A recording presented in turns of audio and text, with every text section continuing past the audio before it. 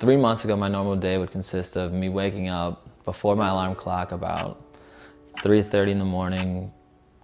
4 out of 7 days a week, I would go sit in the shower, the water on, no lights on, nauseous as can be, and just trying to gather myself enough to be able to put on a face to go into work with a smile every single day and be able to help other people through their fitness goals and hide all of my personal issues I had going on inside of me. My name is Bill Dorton, and I suffer from head injuries.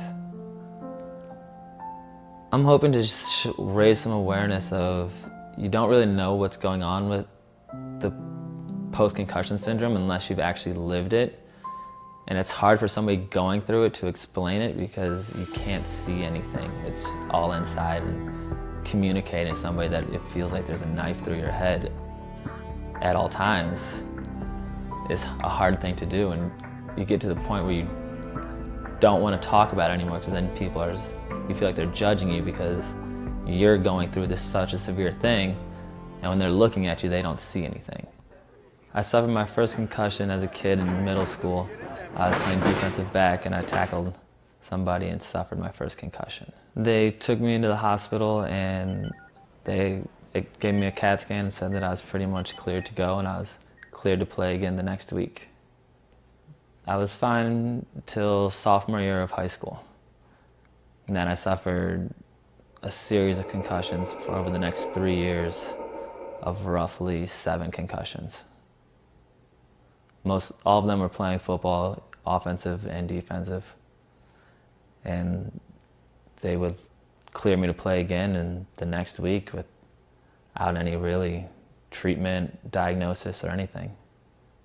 Big problems came after my last concussion, which was 5 years ago. I was playing pickup basketball with some friends, went up for a layup, jumped into somebody's arm, and that's about all I remember. I was told on that day when I was driving home that I got off at Linton and I went west. The only issue was I lived off Atlantic East. And then from there I had memory issues. I would get lost driving home from work, sleep issues, pain. I felt like I had a knife coming from my cheek straight up to my head. With my job, I would have to hide the injury because people came to me and I have to be the best part of their day every single day. So I could never show anything that I was hurting or suffering or anything. And that's why they call it an invisible injury, because it's so easily hidden. I suffered with emotions of highs or lows. I was kind of stuck in a steady state for a long time. This affected friendships, relationships, family. I became pretty secluded outside of my public work environment.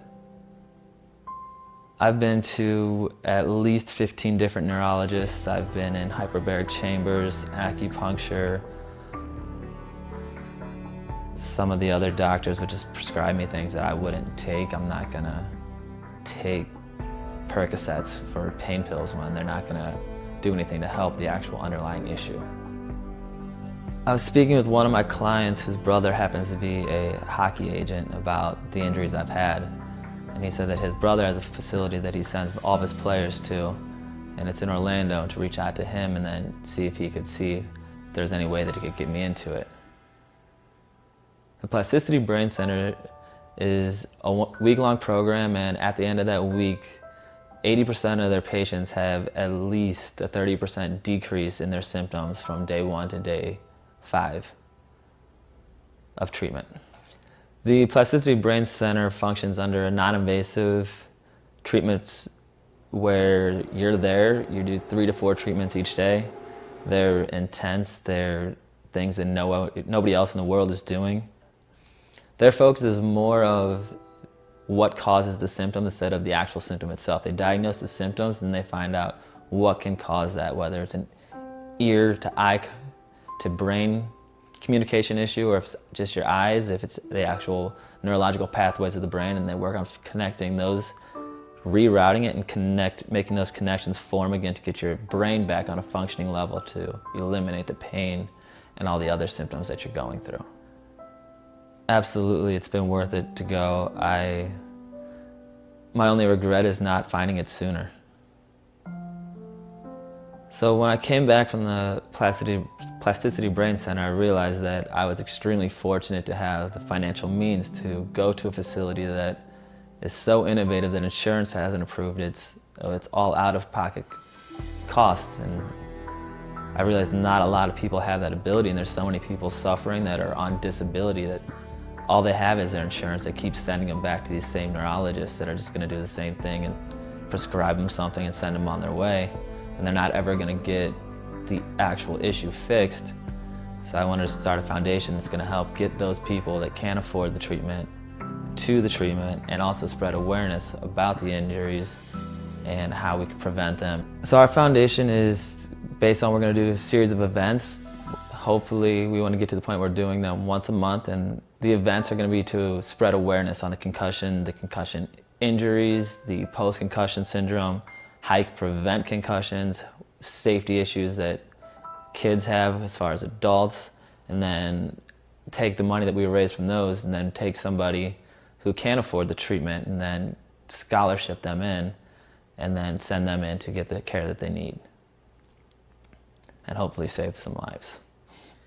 Right now I can sit here and say that I'm pretty much back to, if I knew a normal, this would be it.